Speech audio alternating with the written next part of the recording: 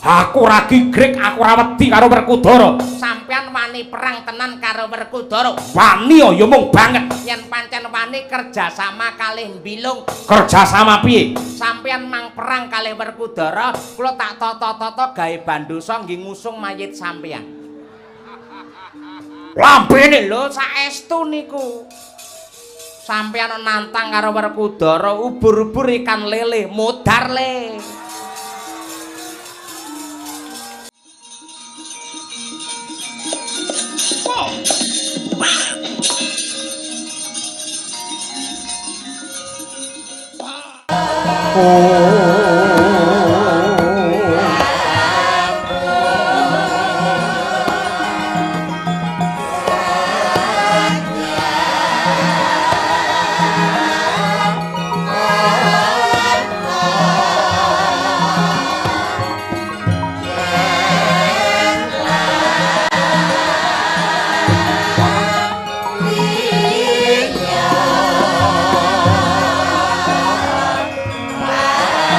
Kaleke kanoman Mas lir murubing langit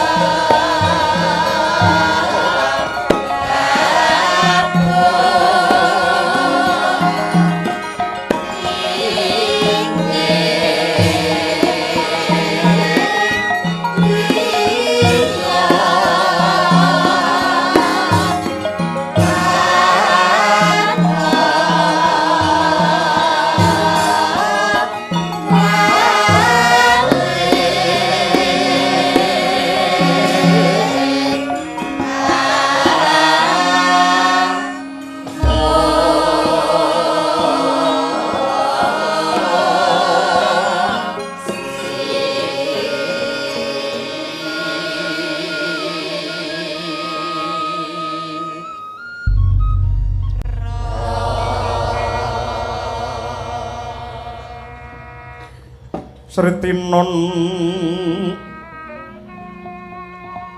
ing pasewakan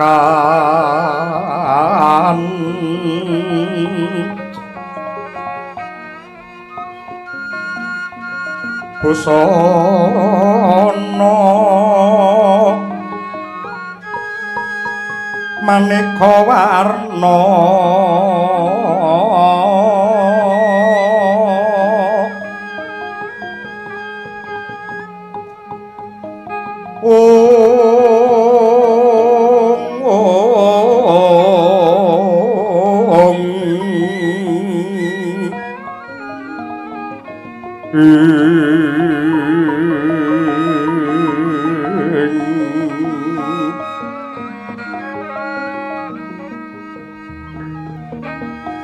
sebak puspiteng Udyana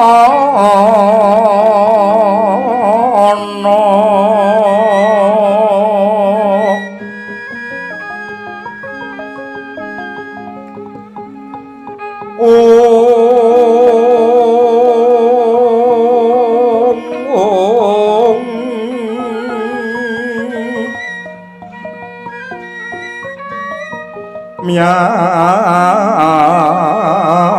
panjrah sarwa rukma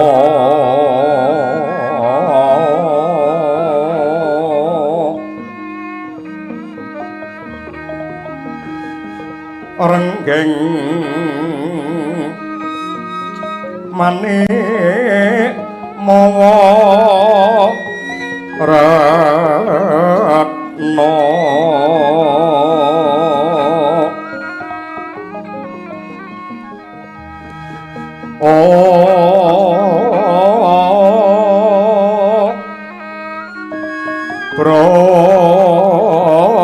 Prabanyosu mirat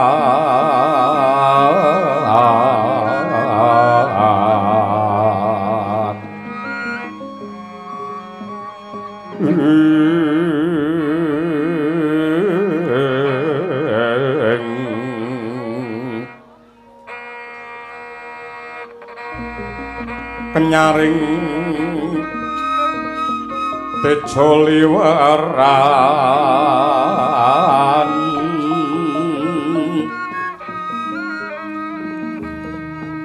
lir kilat sisiring dadit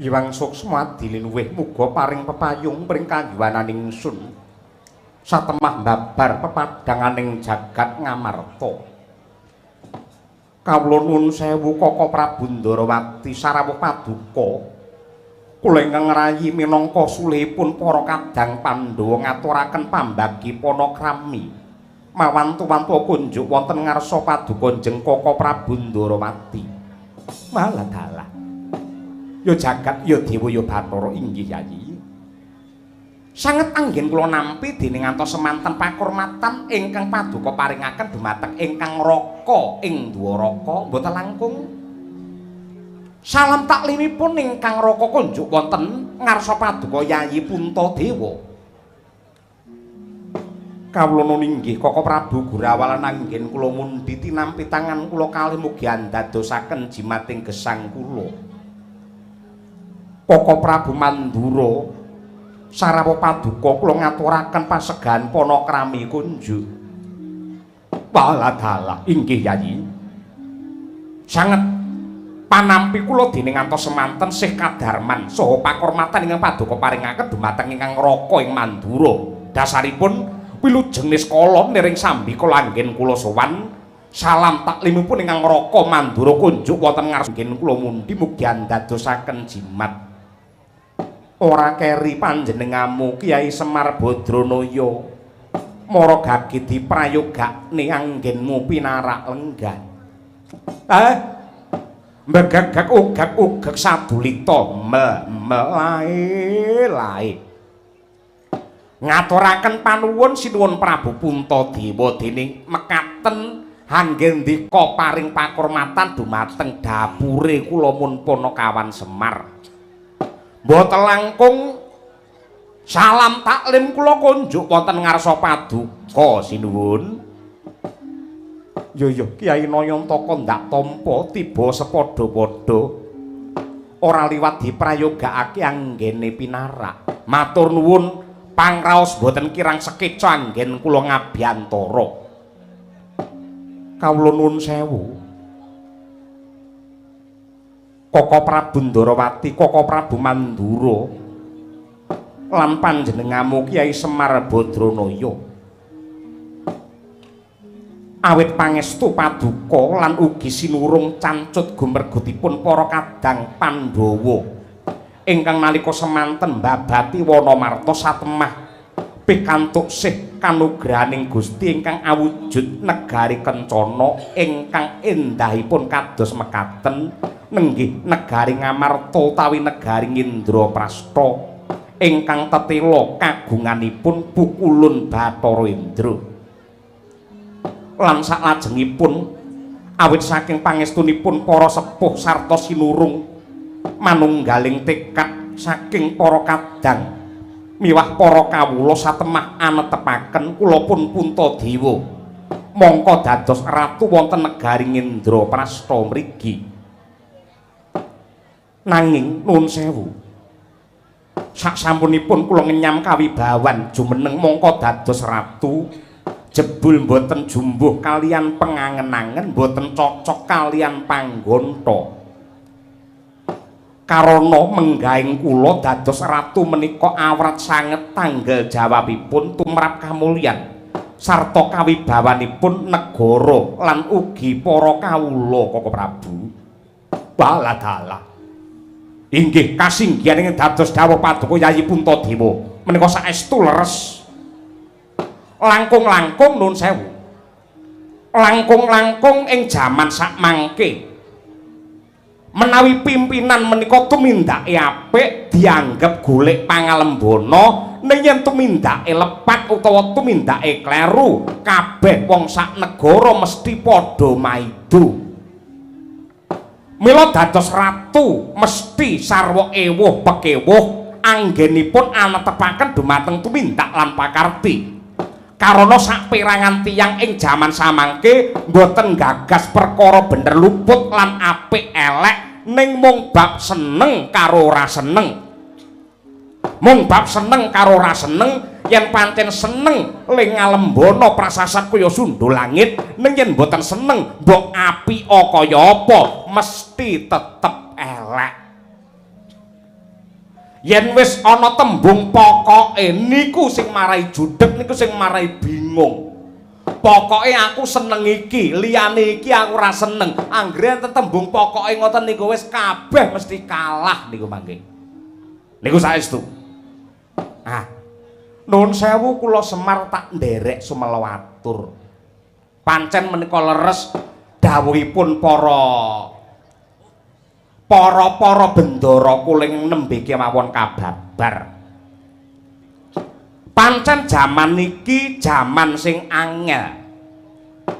Nanging menawi saking pamanggih kula dados ratu utawi dadi pimpinan niku mboten perlu menggalih anggone dadi ratu disenengi karo wong akeh apa ora.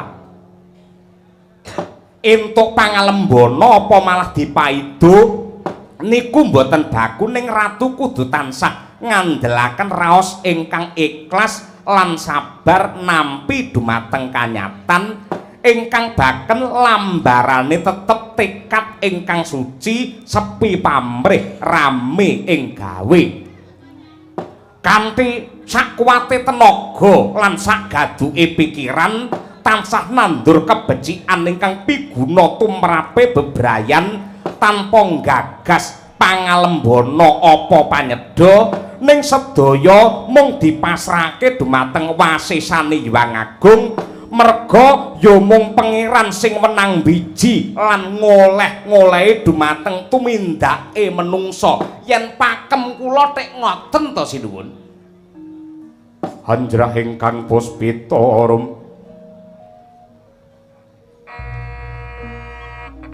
kasliring samirana ambre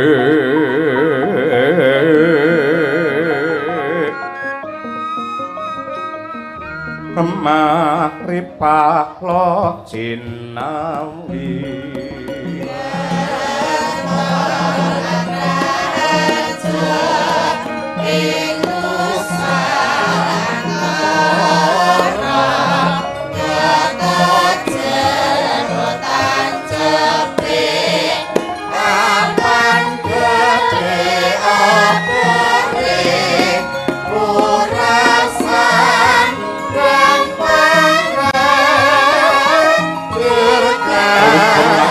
kaslukit kolmut ing kidung kadung kadereng kamomo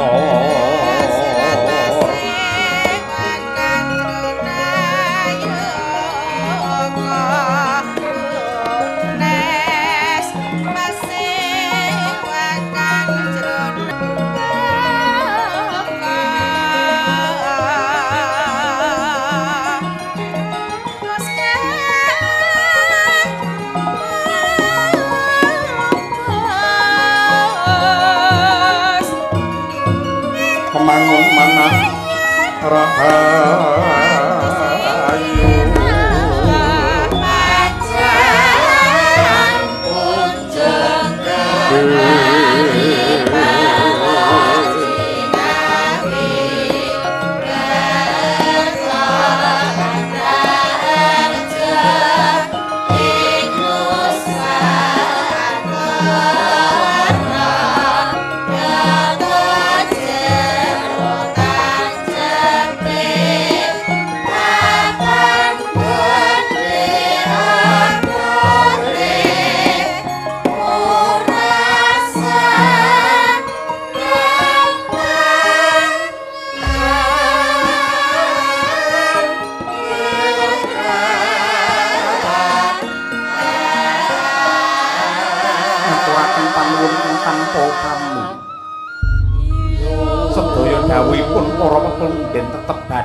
kula gegem minangka pepakem anggen kula badhe netepi dumateng darmane ratu kejawi saking menika wonten sak bab malih ingkang badhe kula aturaken ing ngantos ripalungguhan samangke tansah gumana musik salebeting batos kula nuwun sewu nalika ratuning para Gandharwa ingkang kratoni negari Indraprastha rumuhun nenggih Sang Jim Yudhistira menika masrahaken kraton Ngamarta dumateng kula. Panjenenganipun nate paring dawuh supados para Pandhawa ngawontenaken syukuran. Para Pandhawa ngawontenaken syukuran kanthi cara nindakaken adat utawi budaya ingkang naminipun sesaji Rajasuya. Sisan damel dinten samangke kula nyuwun dawuh bab pangandikanipun Prabu Yudhistira supados Pandhawa ngawontenaken sesaji Rajasuya menika menggahipun para punden menika kados pundi lan menapa ingkang kedah kula tindakaken. Nuwun sewu Yayi. Ingkang cetha kemawon menika gegayuhan ingkang luhur. Karana inti sarinipun menika bab ngunjukaken raos syukur dumateng purbane Hyang Agung. Karana pangeran sampun kepareng-paring dawuh sok sapa menungsa sing gelem nyukuri kanikmatane pangeran yekti bakal ditambah ing reh nikmatipun. Dene sak ngertos kula sesaji Rajasuya menika syukuran ingkang dipun tindakaken dening Narendra Agung. Dene maknanipun kados pundi lan syarat-syaratipun menapa gandeng menika magepokan kalian budaya tartamtu kemawon danyange tanah Jawa ingkang langkung pono babakan menika. Mila saking menika Kyai Semar monggo ndak aturi paring dawuh magepokan kelawan sesaji Rajasuya. Ha inggih matur nuwun. Dene kula wong tuwa dipun sepuhaken wonten ing mriki. Nah, ngeten. Kula condong lan kula rumaja, kula sarujuk, kula nderek nyengkuyung menawi momongan kula Pandhawa badhe ngawontenaken sesaji Rajasuya. Menika unjuk syukuripun Ratu Agung wonten ngarsane Gusti ingkang nyipta jagat. Menika adat sesaji Rajasuya menika budaya. Budaya niku angen-angen ingkang ambabar kalian kaendahan lan katentreman sampun ngantos dipun tabrakaken kalian agama. Yen agama nika tatanan saking pangeran ingkang tinulis wonten ing Weda Suci minangka tuntunane jiwatama supaya menungsa pinaringan tentrem lahir batin keslametan donya akhir. Niku agama pun pilah pun wijang pun gamblang bedane agama kali budaya. Lah menawi saking pamanggih kula sesaji Rajasuya niki mangke jenengan kedah mujudaken wujudipun sajen. Lah sajen menika sampun ngantos dipun gerba menika nyajeni bangsane lembut, menika nyajeni bangsane demit, menika nyajeni bangsane gendruwo. Mboten ngoten. Mboten enten critane demit kok mangan gedang niku mboten enten critane. Loh, sajen niku napa to? Sajen niku penyajian niku napa? Unjuk rasa. Unjuk rasane sinten? Inggih unjuk rasane menungsa kalian purbane Hyang Agung kanthi pangucap, kanthi pandonga. Duh Gusti, paduka ing sampun paring kamulyan kanikmatan ingkang arupi sandang tedha. Mila sajen menika wujudipun mesti pala gumandul, pala kasimpar, pala kapendhem, pala wija lan sedaya nugraha dedaran saking pangeran ingkang intisarinipun menungsa ngaturke penuwun kalian Gusti. Mila mboten wonten dosane, mboten enten klentune. Lah, ngapa wong sajen, wong wilujengan utawa wong slamentan nika racake kok mesti ngginakaken wujudipun nuwun sewu tumpeng nika sega diundhuk-undhuk dhuwur digawe lincip nika ugi wonten karepe wonten maknanipun. Ngapa kok dhuwur lincip? Tegese sing diesti mung siji ya kuwi manembah kelawan Gusti ingkang Maha Suci. Yen tinimbalan sewanci-wanci aja nganti mbalenjani niku tumpeng. Wonten malih wong Jawa sing ngarani buceng. Maknane buceng niku napa? Nyebuta sing kenceng. Nyebut kalian sinten? Ya nyebuta karo Gusti ingkang nyipta jagat. Niku buceng nyebuta sing kenceng. Yen enten buceng tumes niku guyonane mlebune kenceng metune lemes ngoten niku lho. Ngoten niku. Paham jenengan paham ngeten niki. Mlebune kenceng metune le. Sing biasane ngono ki wonge teko. Ngoten niku. Mula aja sok maido karo adat, aja sok maido karo budaya, aja sok ngarani iki musyrik, iki syirik, iki haram. Merga sing diarani syirik lan musyrik niku mboten gumantung saking tumindak lan wujudipun babak ingkang wadak ingkang ketingal wonten ing mata. Ning menika mapanipun wonten pikiran utawi atinipun ingkang nglakoni. Dadi wong liya mboten saged banjur ngoleh-ngolehi kuwi dosa, kuwi syirik, kuwi musyrik, kuwi haram. Niku mboten saged merga sing ngerti ya mung sing nglakoni.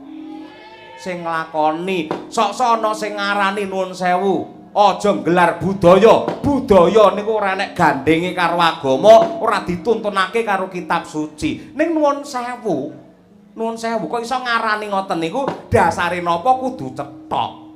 Aja nonton gamelan, aja nonton wayang ki haram. Pancen bener yen sampeyan nanggap gamelan niku pancen ana sing ngarani haram bener. Yen ra percaya gong gedhe niku sing saka prunggu niku mangkletak mesti haram niku. Sami kalian tiang mirsani wayang, aja nonton wayang mari haram. Haram lan mboten niku gumantung saking pikirane lan atine sing dono nonton. Yen nonton wayang niate gatekke crita, gak kejangan, gatekke lakon, mboten wonten harame. Sing marai haram nonton wayang niate ora gatekke crita, ning butuhe mung arep mentelengi sinden. Niku sing marai dosane teng mriku niku. Nah, piyayi mirsani wayang kok neng mburi kelir niku genah yen teng mburi mrika mending gatekke lakon, gatekne crita. Ning anggere nek penonton kok pener neng tengene sinden. Semono mbane iki butuh arep nyawang sinden. Wonge teko wae wong semono kean kok ya. Mila menawi ndika badhe ngawontenaken sesaji Raja Suya mang tindakake syarate enten telu. Nggih. Syarate enten telu, siji kudu disekseni Brahmana pitu ingkang mateng semedine meleng pangestine gentur tapane.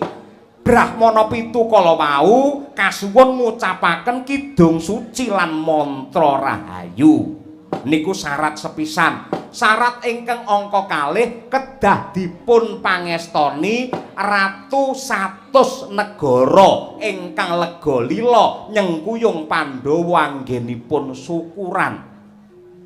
Ingkang angka 3 nenggih kurban. mejahi Narendra hambek angkara murka kinarya jangkepe sesaji Raja Suya niku syarate enten telu. Pramara rak manguswamya ngambrang kadhe karunaning kaswase aneng marga mamalatkum risang kanta asrat maja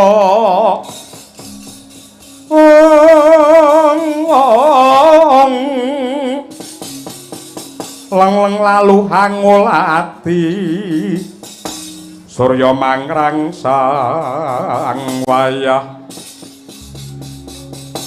kumyus hamara ayan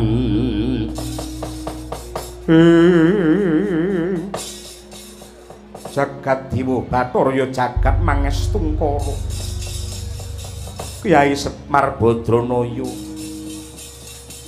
jenggirat rasaning atiku sakuse mirengake sabda tama ingkang magepokan kelawan syarat sarana dumadine sesaji Raja Suya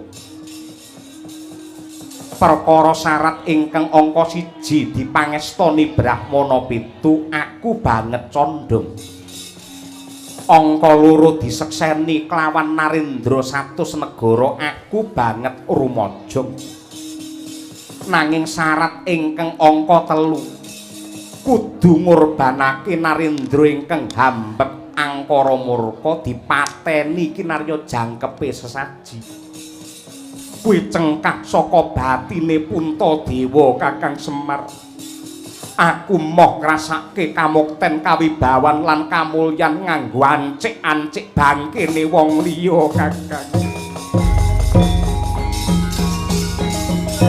bermangsud lari mengkaku kudine kang den rawani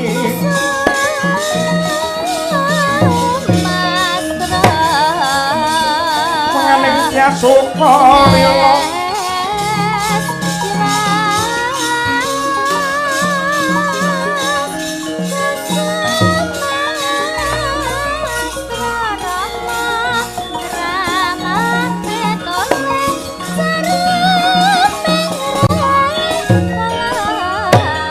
kawula nuwun sewu Yai kabar sampun semebar warta sampun rata bilih Pandhawa badhe ngawontenaken sesaji Raja Suya menawi ngantos kabatalaken iboloke wong akeh mongko Narendra menika hambekipun kedah bawa leksana mboten saged nglincati sabda yang sampun kawedhar kejawi saking menika Yai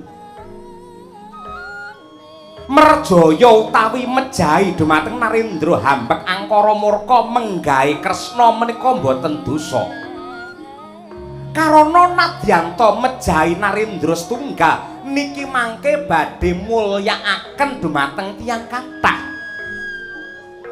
Pramila bab menika kedah dipun penggalih ingkang kanthi wening Yai.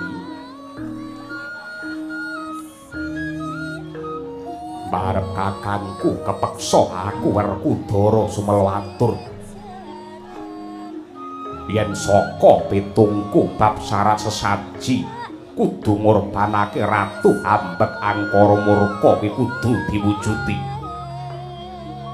merga wis akeh conto para sentana praja sing nyolong bondo negara nganti dina iki ora mendho parandini malah saya ndodro merga pancen hukumane kurang abot lan akeh mesti direkayasa direkadaya satemah sing nyolong dhuwit negara ora ana kapoke ya kanthi paukuman sing abot tanpa pengenteng-enteng yen perlu dihukum pati kuwi kanggo ngapokake sing menungso sing wis nerak hukum trajang karo tatanan tanpa beda karo ratu angkara murka tanpa beda karo ratu angkara murka sing ngrekasake wong sak negara kuwi ya kudu dipatrapi hukum pati supaya negara lan kawula bisa mulya wibawa lan bener-bener ngrasake urip sing merdika kang sejati lan tumemen. Mula dina iki aja melu-melu. Dudu sapa-sapa Werkudara sing saguh jangkah ngrampungi Ratu Hambet Angkara Murka.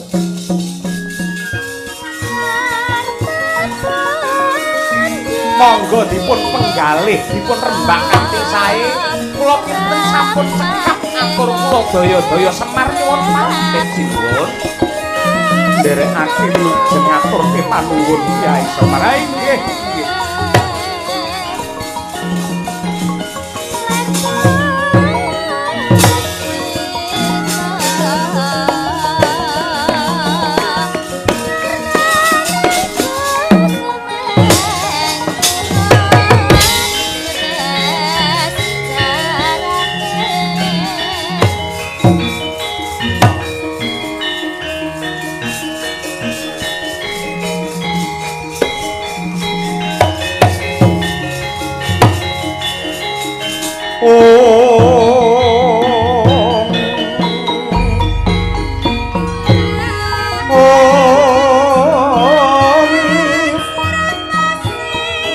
Amaning nata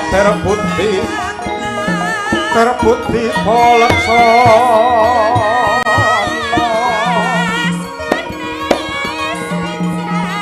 Direpir bukti mangkono Anggung kenya parindono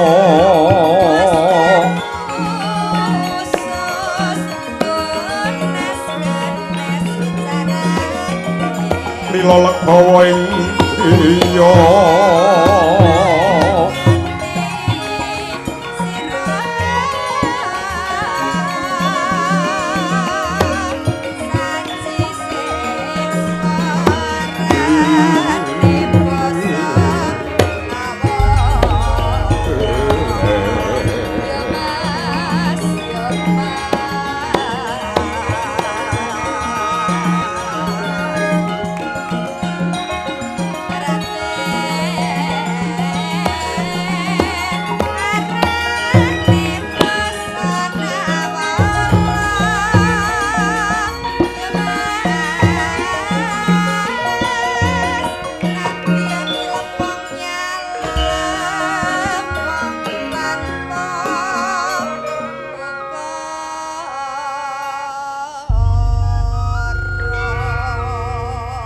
palugon laguning lakas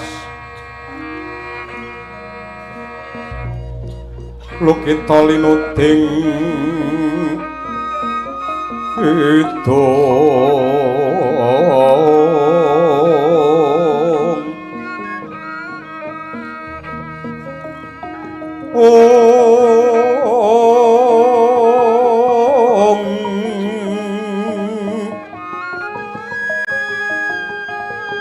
kadung kadereng hamomor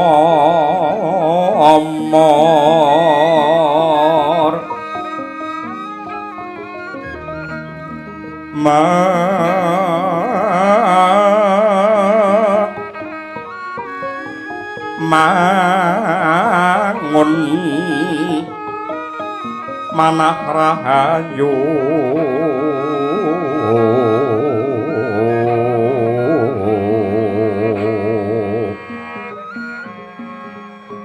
Haywana tan hagolong kumulung manadukara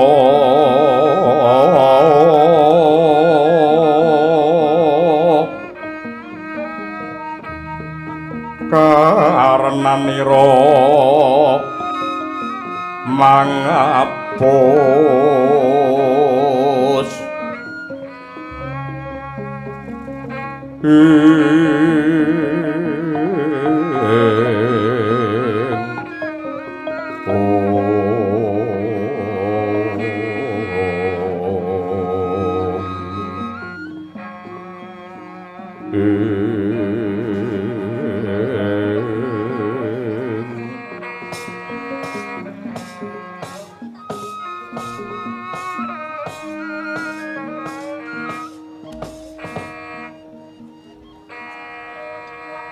Kawula nuwun sewu, amit pasang kalimat tabi tinebene ing tulak manu dumawaing tawantuan. Sinun Prabu Puntadewa kula ingkang sowan wonten ngarsa paduka boten langkung sembah pangabekti tandha pengaji-aji konjo sandhap padha paduka Sinun Prabu Darma Kusuma. Kawula nuwun inggih. Sanget anggen kula nampi dawah sami-sami. Monggo dipun prayogakaken anggenipun pinarak Sang Prabu. Wah inggih. Matur nuwun pangraos boten kirang sekeca anggen kula ngabiyantara wonten ngarsa paduka.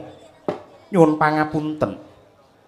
Mboten kok nama kami tambuh ning dasare durung weruh. Kalilan kula ngladhi wanuh. Jengandika menika Narendra saking pundi lan sinten jejulukipun Sang Prabu? Nggih, dipun tepangaken. Wingking kula menika ratu saking negari Arga Bentar. Saking negari Arga Bentar dene jejuluk kula pun Prabu Hamsa. Prabu Hamsa kasinggihan. Lah lajeng wonten wigatos menapa kepareng rawuh wonten ing setinggil negari Ngamarta. Walah dalah. Bloko suta blakotang terus terang kula gumun setahun jembleng serendeng ningali wewangunan enggal bangunan anyar negari Ngamarta ingkang endahipun kados mekaten. Dasaripun anggen kula sowan mriki nyarengi anggen paduka badhe ngawontenaken syukuran. Menika elok sanget, menika endah sanget neget dipun wastani bilih negari Ngamarta menika saged nuwun sewu dipun sulapi dene wong sak donya.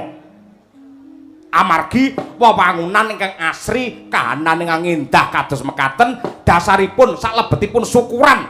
Dalu menika ndalah udane sampun tingkas, gelar wujudipun budaya luhur. Menika sae. Ah, kula suwun saya sae melih langkung prayogi melih anggenipun gelar budaya mapan wonten sak ngajengipun kraton mapan wonten ing margi mriki mboten namung peresmian kemawon ning pendak taun kedah wayangan terus ngeten iki. Menika langkung sae, menika langkung prayogi amargi kula mangertos bilih wong sak Ngamarta niku sing sugih dhewe niku jenengan yen mung nanggap wayang niku upil niku mungan. Niku saestu. Nggih. Lajeng wonten malih ing badhe kadhawuhaken. Wonten menapa? Ah, nuwun sewu. Sowan kula wonten setinggil Binatarata negari Ngamarta mriki yektosipun dipun utus dening sesembahan kula Narendra Agung ing Giribajra inggih ing Magadha sinuwun Prabu Jarasandha. Atur weninga sinuwun bilih palungguhan samangke negari Giribajra nembe ketaman pagebluk larang sandang pangan kathah para kawula ingkang nandhang saged bablas mati. Boten tumama wujudipun tamba menapa kemawon satemah para kawula ing Giribajra kathah ingkang sami nandhang kingkin. Lah, manut pangandikanipun Sinuwun Prabu Jarasandha, negari Giribajra saged waluya jati temah mulya menawi saged amboyongi wujudipun Pustaka Jimat Kalimasada. Monggo lumahing jagat kurping langit boten wonten piyayi, boten wonten ratu ingkang kagungan wujudipun Kalimasada kejawi namung Narendra Agung Ngamarta paduka Sinuwun Prabu Puntadewa mila saking menika. Sowan kula mriki dipun utus dening sesembahan kula Prabu Jarasandha supados nyuwun ngampil wujudipun Kalimasada. Yen pancen kedah nyewa sewane pinten, yen pancen dipun sade regine pinten badhe kula bayar kenceng mboten utang mboten semaya. Ewadene kok ngantos mboten dipun ampilaken, mboten dipun sewakaken, mboten dipun sade, mboten dipun paringaken. Nuwun sewu, kula sowan mriki sampun dipun paringi purba wasesa. Menawi Kalimasada mboten paduka paringaken dumateng kula, mboten nganti kenthong subuh kraton mriki badhe rata padha bumi. Agyat risang kapirangu rinangkul kinempit-kempit doh sangreknaning bawana nyosi tukang walang ati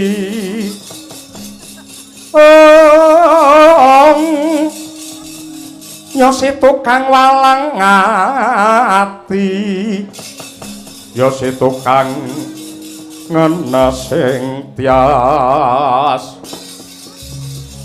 ya si tukang kudu garing kadangipun Kakang Dimas Werkudara tanpa lidah sinambung banyu tinalang mestine Siadi wis ndungkap apa sing dikersakake dening Prabu Amsa. Mula kang mangkono Yayi Purbawasisa ndak pasrahke marang Dimas Bratasena.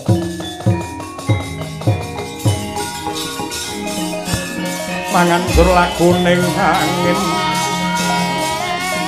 ukur agraning arga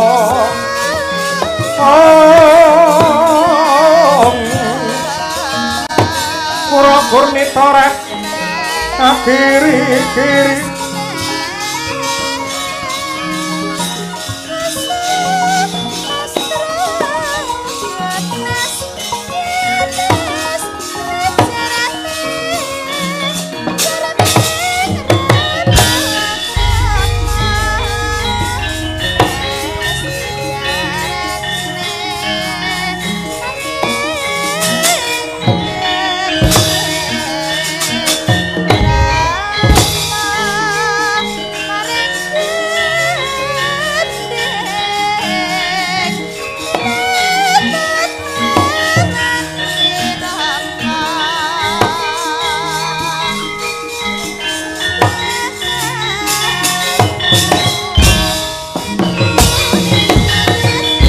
Muntap lir kinetap duka yayah sinipe jojo bang mawing wengis netra kocak nguntar andir hitep nyomangala cakra prapan brabak branang kaya kembang ora awari yen kasumeta marang seketeng murup dahanane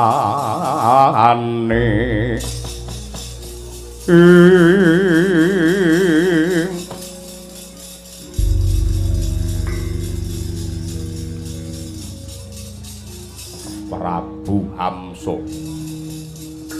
jeng kandika sinten dipanuhake kadang panenggak Pandhawa satriya Jodhipati Werkudara kang dadi aranku.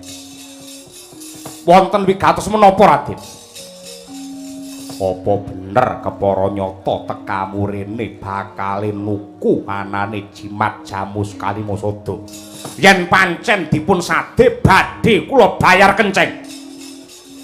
Yen pancen kaya mengkono tiwas kebeneran. Yektine sing gawa jimat Kalimasada ki dudu Puntadewa kakangku ning sing gawa ki Werkudara. Lah lajeng badhe dipun sadhe pinten? Yen pancen arep ndok tuku malah tiwas kebeneran merga Kalimasada wis pirang-pirang dina tak tawak-tawakake wong renek sing gelem. Dasare ora suwe meneh iki bakale poso aku nganggur. Mula Kalimasada tak dol pisan dina iki. Lah dipun sadhe pinten? Perkara rega aja dirembug neng kene ning tenana ning Tapawates negara Ngamarta. Ana sarate minangka paseksen ya kuwi wujute wadyabala segelar sepapan komplit sagamane pilihana prajurit ingkang Surasekti Mandraguna sing didaya kabeh. Lho, kok nyawisaken wadyabala lan jangkep sagamanipun badhe kagem menapa? Nyekseni anggen kudol tinuku Kalimasada karo dapurmu. Sanesipun menapa syaratipun? Ya mung kuwi wae. Cawisna wadyabala sagamane jangkep. Namung niku, ya. Mboten langkung sendika ngestakaken dawuh lajeng kula kepareng nyuwun pamit benjang menapa. Dina iki uga kowe mangkata kowe lunga. Kowe ngenten ana Tapawates negara Ngamarta. Siagakna wadyabalamu mengko genti tapak aku sing bakal nusul. Wah nggih, yen tetela kados mekaten mboten langkung ngaturaken panuwun. Sedaya para lenggah kaliyan kula nyuwun pamit saking ngarsa paduka. Muga-muga lepas paramu jembaro kuburmu.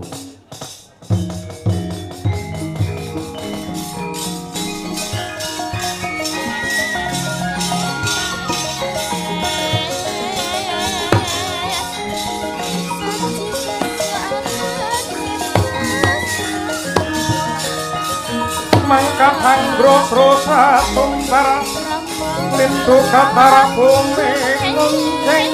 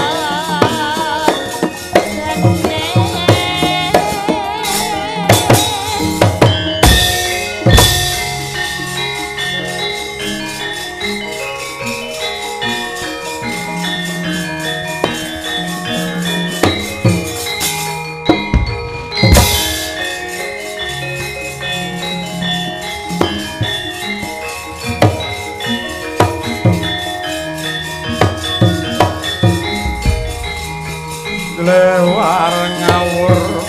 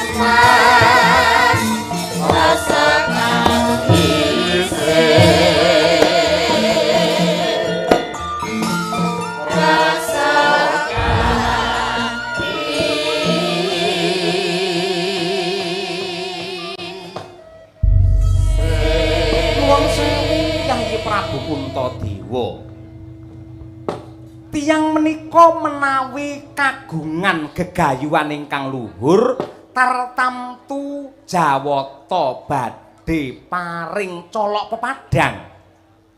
Buktinipun praptanipun Narendra Arga Bentar nenggih pun Hamsa menika mujudaken panuntun trontong pepajar tumrap kasidaning gegayuhan para Pandhawa anggenipun ngupaya Narendra hambek angkara murka. Nuwun sewu menapa Hamsa menika mangke ing badhe kinarya tumbal sesaji Raja Suya Kaka Prabu mboten.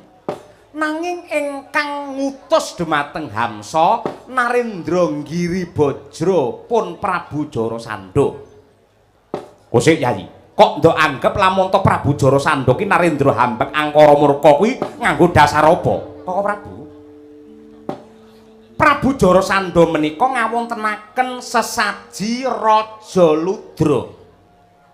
Tegesipun din samangke badhe ngunjara Narendra ingkang cacahipun 100 negari badhe dipun aturaken kinarya dedaharanipun Bathara Kalaludra. Lah, sawanipun Hamsa kala wau yektosipun badhe pados sisik melik gandeng Jarasandha sampun ngunjara Narendra cacah 97 namung kirang 3 ingkang dipun incer kinarya genep boten wonten sanes kejawi namung Ratu Ngamarta, Ndarawati miwah Ratu Mandura. Iki mau bake aku ya diincer. Nggih, waladalah dudu karepe dhewe. Nggih, mila saking menika. Werkudara, apa jlideng kakangku? Sadurunge ngrampungi Jarasandha ngibarate ngrubuhake wit kudu dipaprasi saka pange luwih dhisik. Hamsa kae rampung ana. Ora liwat ngestokake dawuhmu. Koko Prabu ngaturaken panuwun ingkang tanpa upami dene paduka kepareng nyengkuyung lair batos tumrap kasidaning panggayuh kula ngawontenaken syukuran. Mugi-mugi panyuwun kula lekasipun para Pandhawa ingkang kados mekaten saged kinarya kaca brenggala utawi patuladan tumraping jagat raya.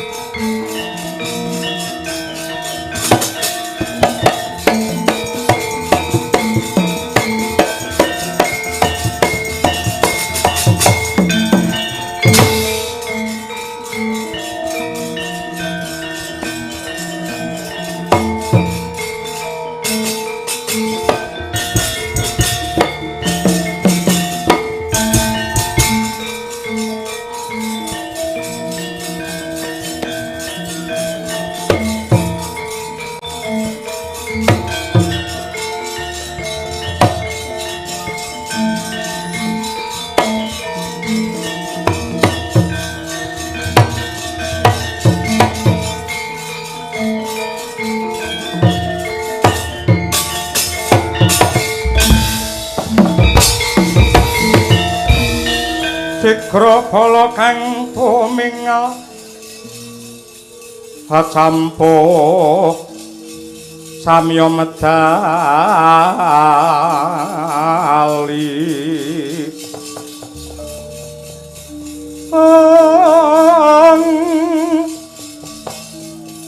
ler tatet wileteng kota dah yuang gong mangoncang niti benjang sangaji micil ladi nyonget tali wuwus terus Surawilaga kaya buta singa pragil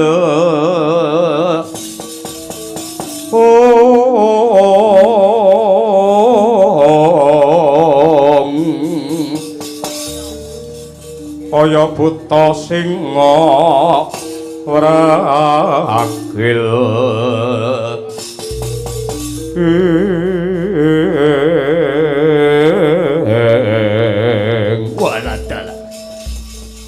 Reja manik sejati ning alam ingkang timut ing jagat. Togok Teja Mantri. Kawula nuwun wonten timbalan ingkang adhawuh sinuwun Prabu Hamsa. Mbilung siap juragan. Ripalungguhan iki aku wis antuk trontong kepadang. Nadyan kondange jare Pandhawa ki wong pinter, Pandhawa wong wasis, Pandhawa ki wong waskita, ning tinemune bareng aku adu arep aku nyatake tenan jebul Pandhawa ki goblok, Pandhawa ki bodho. Dasaripun menapa kok kados mekaten sinuwun. Aku nindakake rekadaya sanggit rungsit. Reka-reka bakal ngampil wujute jimat Jamus Kalimasada kanthi tembung klonyotan bakal ndak tuku pira regane tak bayar kenceng. Jebule ya bakal didol. Lho, kok badhe disadi? Iya. Ingkang ngasta Kalimasada sinten? Ora ana liya kejaba satriya panenggak Pandhawa, satriya Jodipati sing jenenge Werkudara. Kok wis pindah. Mangka pakeme sak ngertiku sing nggawa Kalimasada iki sinuwun Prabu Puntadewa ya gak ya. Iya. Kok ngalih ngene Werkudara. Lah nggih. Kuwi kudu dicethakke kok saged ngoten niku pripun sinuwun? Lho pancen kok ya mangkono. Lah lajeng pripun? Lah aku diperintah karo Raden Werkudara supaya mapan ana ing tapel wates negara Ngamarta. Syarate anggene Raden Werkudara maringake Kalimasada, aku diperintah supaya nyawisake wadyabala segelar sepapan sing Surasekti Mandraguna jangkep sagamane pisan. Piye iki lho? Sampeyan iki janjane arep ngapusi ning tekan kene malah genti kapusan. Kok ngono? Nggih. Saiki yen nyawisake wadyabala segelar sepapan komplit sagamane pisan yen ora ditantang perang arep ngapa coba? Cara cetha ngoten, he Prabu Hamsa, kowe kena ngrebut jimat Jamus Kalimasada ning carane kowe kudu bisa nglangkai bangkeku sampean ditantang gelut karo Werkudara.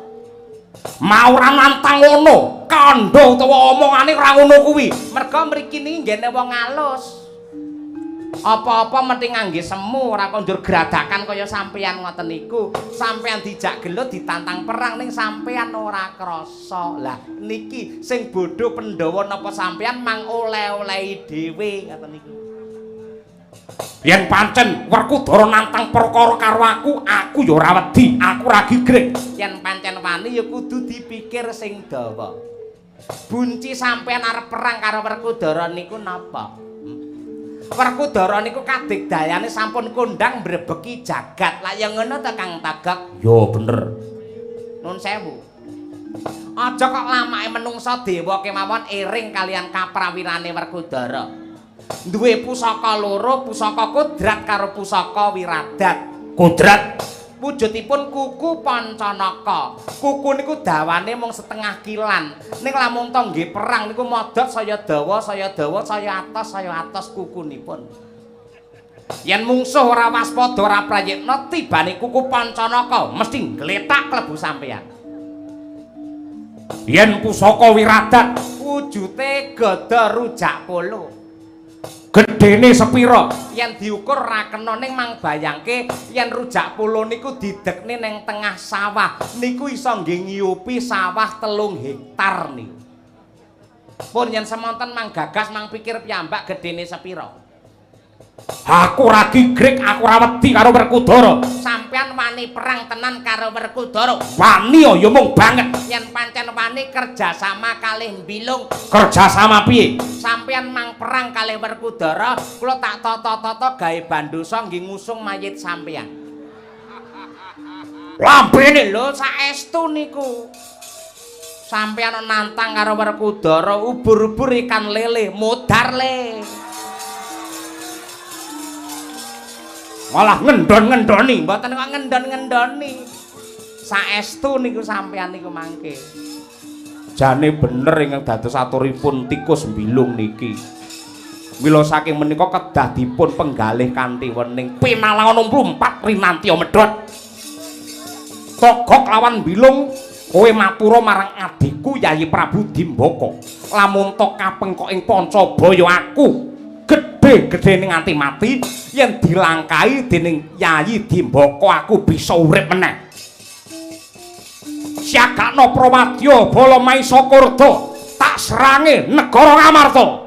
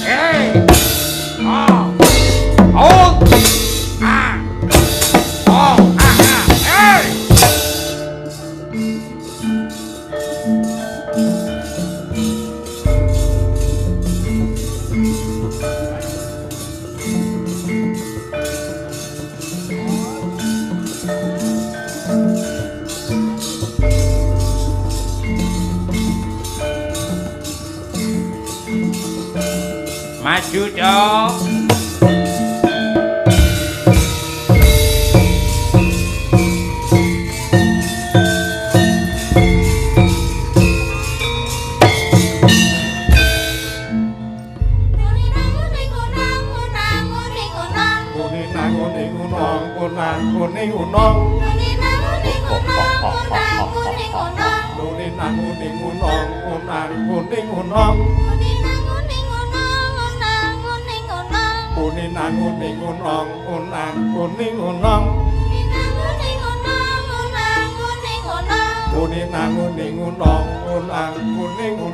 Setane wis metu awas hati-hati. Padha nganti kegawa godane setan. Setane wis metu awas hati-hati. Aja padha nganti kegawa godane setan. Kanca-kanca, mumpung udane wis terang, ayo ngestokake dawuhe bose kon budal, Cok. Ayo do budal. Wis sesasi raneng dindi lho. Ayo do budal neng Hotel Merkur. Karo didongakake dene dongane neng Jakarta dinane jemuah. PT Sukses Jaya semakin berkah barokah. ke Bali numpak sepur. Bapak Harsono Ibu Eli sehat dan panjang umur. Ubur-ubur ikan lele. Hotel Merkur selalu jaya le.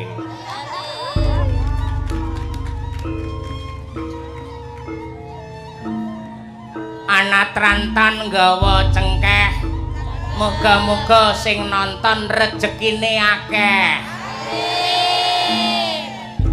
Anak rantan mlaku panas-panas, sing nonton muga-muga utange ndang lunas. Mangan bolu jerone ireng, sinden 8 meteng bareng.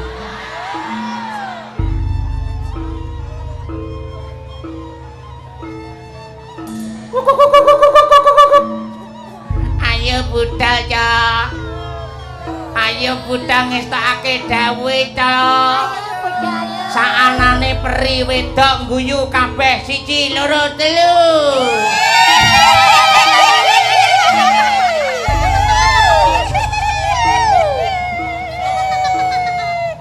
Saanane peri wedok guyu bareng Cirulu.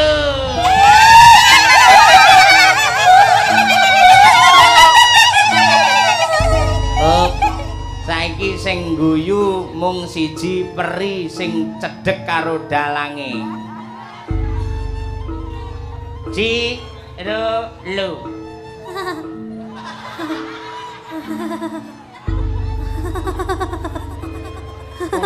Kuwi peri apa wedhus?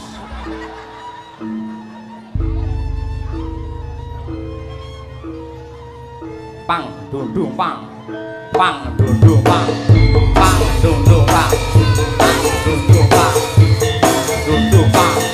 Pang dundung pang. Pang dundung pang. Awas hati-hati. Padha ngati Dah. setan. Wis aku awas hati-hati. Padha ngati kegawa godane setan. Setane wis aku awas hati-hati. Padha ngati kegawa godane setan.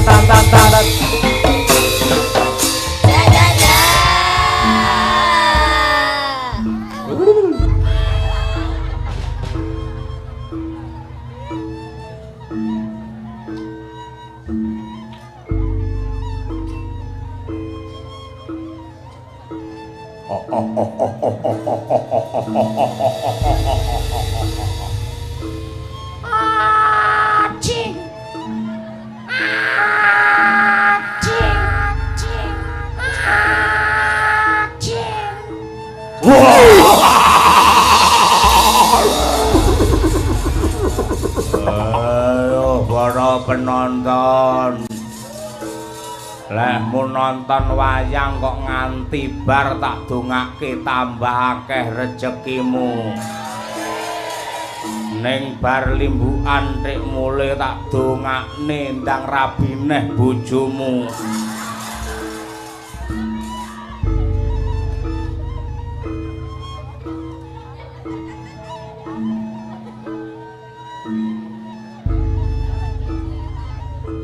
Ayo melu pae, ayo melu pae, ayo melu pae, ayo melu pae, ayo melu pae, ayo melu pae.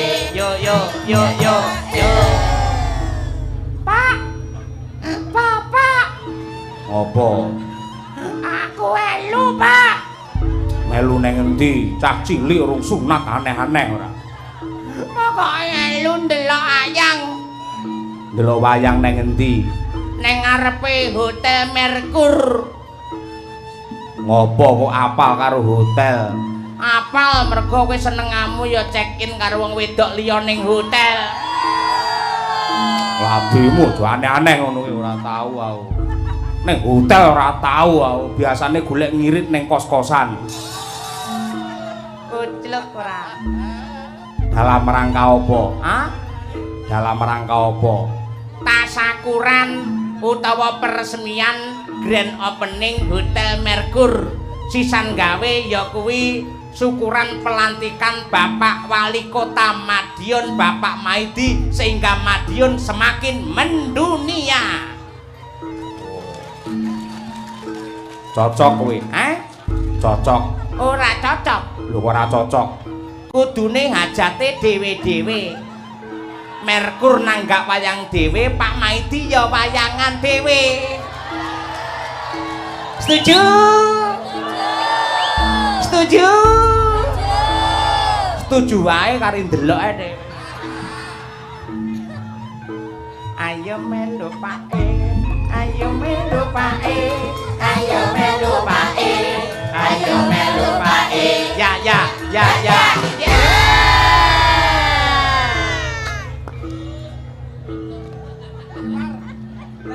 Nangis, sinden kabeh nangis. Jik lu.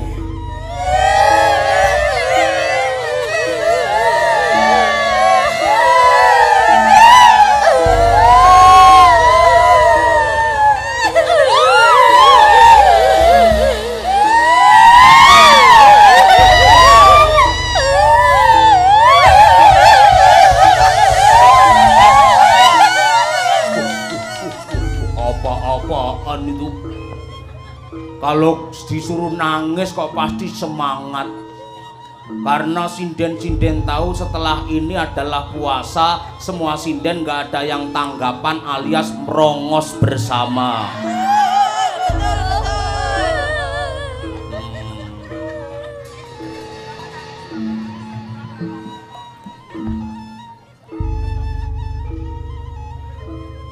Apa-apa ini? Apa-apa ini? Apa-apa ini? Apa-apa ini? Apa-apa ini? Apa-apa ini? Kamu apa tidak tahu tentang kesehatan? Susu itu neng motor apik. Itu 4 sehat 5 sempurna tek ora apik karepmu piye? Oh, susu ki ora apik ning mata, mergo apike ning dodo.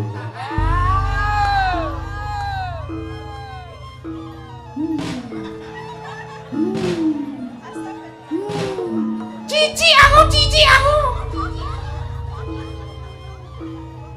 Oleh-oleh mbiyen ngedol awake ning gudhe karo guyangan ngono kuwi. Padha karo sinden anggar disenengi lurah kok gelem tek-tekane ngono kuwi. Nek lek disenengi dalange gelem calone swarga.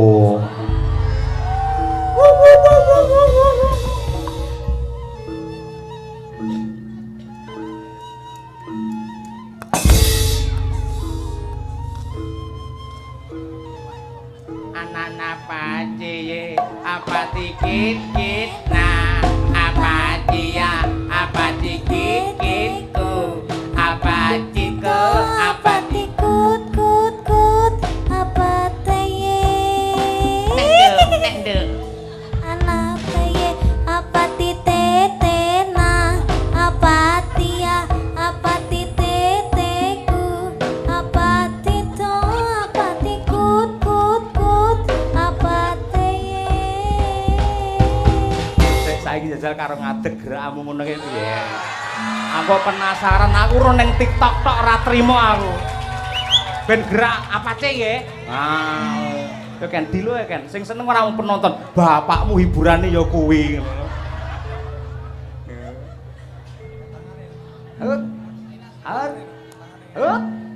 Anana pati apa titete na apa tia apa titeteku apa tito apa tikut kut kut apa taye. Anana apa? Lah iso boyokku malah pedhot ngono.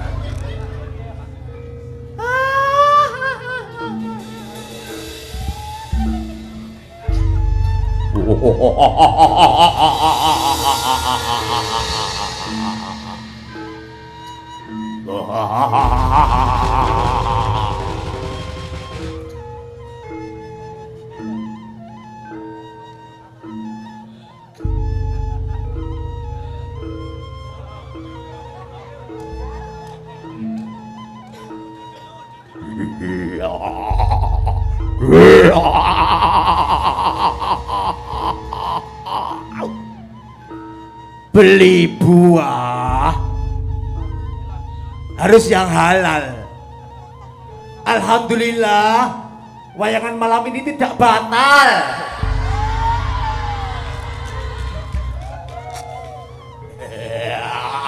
Alhamdulillah. Sik ngancing cangkeme ra iso mingkem. Wis, aja nyambut gawe angel ya.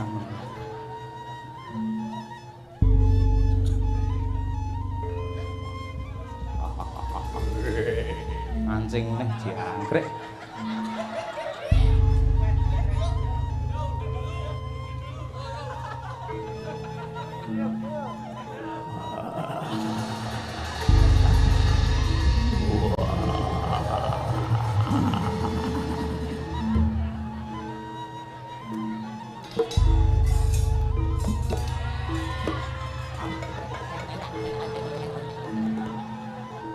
Namamu siapa? Nama saya Niken Salindri. Kamu seorang dalang ya? Bukan. Aku bukan seorang dalang. Kenapa? Kamu jangan suka sama dalang. Kalau suka sama dalang itu nanti kamu malah hatimu hancur lebur berkeping-keping. Cari yang lain. Pengusaha sukses atau saudagar kaya atau direktur perusahaan yang besar seperti itu. Minim dokter yang baik sendiri, yang pintar sendiri itu adalah dokter hewan. Kok bisa? Iya, kalau dokter mata pasti pasiennya ditanya kenapa matanya sakit sudah berapa hari. Kalau dokter dalam memeriksa perut, kenapa perutnya sudah sakit berapa hari, kok bisa sakit kenapa. Tapi kalau dokter hewan nggak ditanya, langsung cubles blus. Ya memang nggak ada ceritanya hewan bisa ngomong, goblok kamu. Maka dari itu, aku cinta sama kamu. Hah? Aku cinta sama kamu. Aku juga cinta. Tahu artinya mencintai? Tahu lah. Artinya mencintai apa?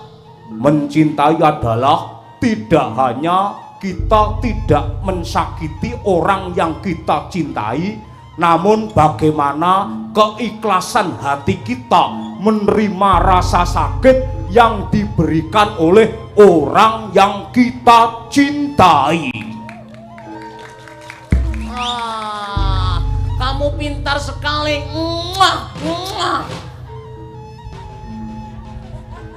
Ke opo?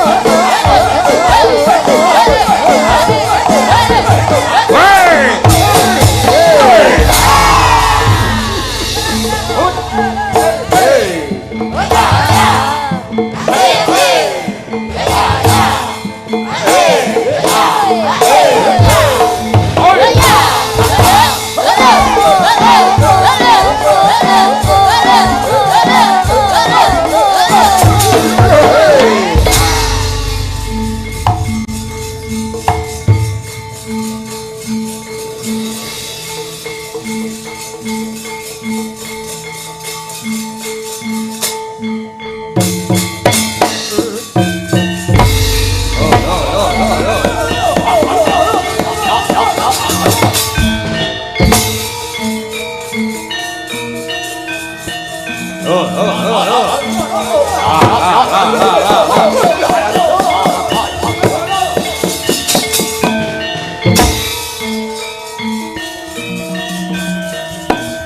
mari